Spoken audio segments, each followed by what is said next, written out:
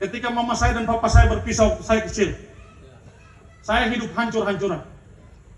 Saya sudah kenal minuman kelas 3 SD. Saya kenal yang namanya narkoba itu kelas 6 SD. Saya sudah tahu ganja waktu itu. Berat badan saya hanya 49 kilo paling berat. Kenapa? Karena saya hidup dengan hidup seperti itu. Orang tidak pikir saya jadi hamba Tuhan. Termasuk Pak Pendeta Doni ada di sini. Ini saksi hidup. Orang tidak pikir kenapa? Karena saya nakal sekali. Beliau lah yang kasih rekomendasi untuk saya pergi ke STT. Karena saya waktu itu tidak tahu gereja di mana. Saya pergi ke kampus, turun dari kapal itu turun begini. Masuk ke STT Jeffrey dalam keadaan mabuk. Bapak Runda tahu pasti, saya pernah muntah darah, hampir mati. Saya muntah darah keluar seperti keran. Keluar. Dan hari ini, setiap 3 bulan, saya harus masuk ke rumah sakit di Malaysia, di Penang. Untuk pompa jantung saya, karena jantung saya sebelah kanan itu tidak berfungsi baik. Saya hanya hidup dengan jantung sebelah kiri, ada jantung ada 2. Jantung sebelah kanan saya itu tidak berfungsi baik, karena sudah rusak. Saya pernah minum spiritus, orang yang pakai bakar saya minum sehingga saya punya jantung terbakar.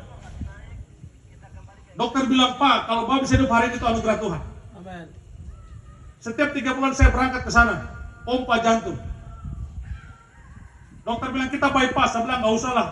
Biar sampai saya mati nggak apa-apa kayak begini. Toh pasti semua akan mati juga, tinggal tunggu waktu Tuhan saja. Dan saya pergi ke sana tanpa pakai asuransi, tanpa pakai sponsor. Sponsornya cuma Tuhan Yesus.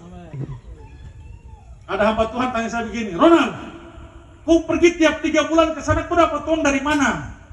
Saya balas sama dia begini, wajar apa di mimbar jadi? Kalau kau wajar di mimbar, Tuhan menyediakan, hidupi itu. Tuhan kita penyedia langit dan bumi, Dia akan menyediakan semuanya. Jangan kau wajar di mimbar, Tuhan itu memberkati, Tuhan itu menyediakan, tapi dalam praktek kau tidak hidupi itu. Tuhan masih kasih anugerah sampai hari ini. Supaya saya beri di mimbar kasih tahu ini kepada Bapak Ibu. Waktu kita bilang kita percaya kita lainnya Dia bertanggung jawab sama kita.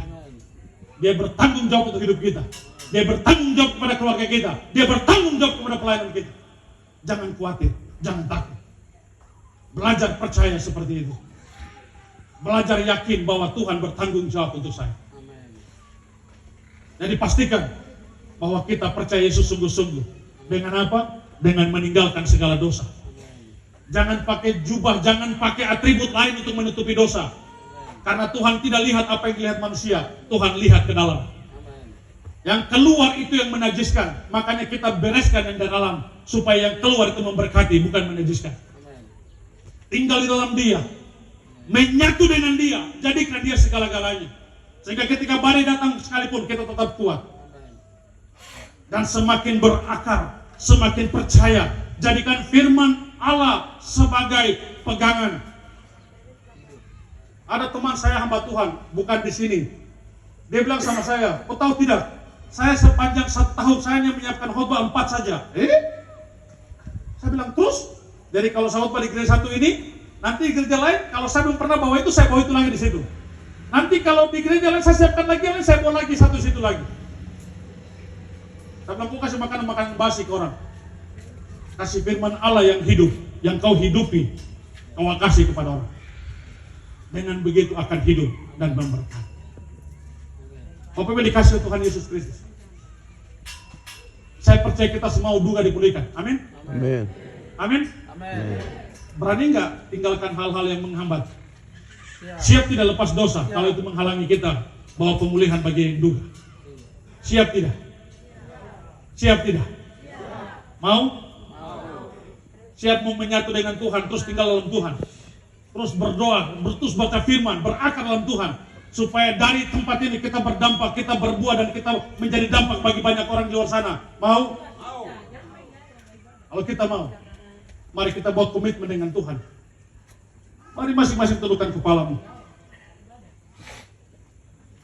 Mari tundukkan kepala, kita mau berdoa.